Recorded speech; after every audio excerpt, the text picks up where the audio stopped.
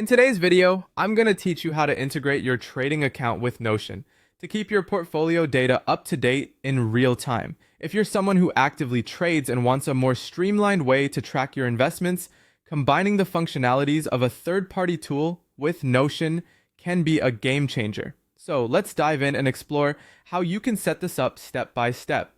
First, you'll need to use a third-party tool or API service that supports your trading account. There are numerous options available out there, so the key is to find one that aligns best with your trading needs. This will serve as a bridge, allowing your trading data to flow seamlessly into another application. Once you've chosen and set up your preferred tool, the next step is to connect this trading service to Notion. You can do this using automation platforms like Zapier or Make.com, or if you're a bit tech savvy, through custom API scripts. This step is crucial as it sets up the communication channel between your trading account and Notion.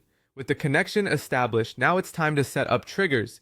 These triggers are essentially the conditions or events that will prompt the updating of portfolio data into your Notion database. This means whenever there's a specific action in your trading account, like buying or selling shares, your Notion database will automatically update to reflect these changes, ensuring that your records are always current.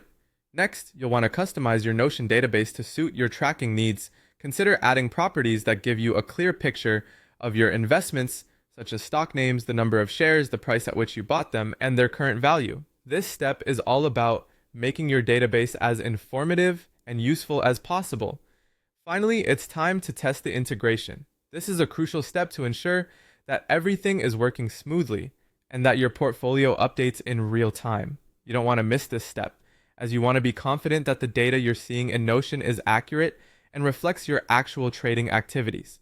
Check to observe how instantaneous the updates are and verify that all the information is transferred correctly. And that's it. By following these steps, you've now set up a system that allows you to efficiently track your trading portfolio using Notion, making your investment tracking simpler and more efficient.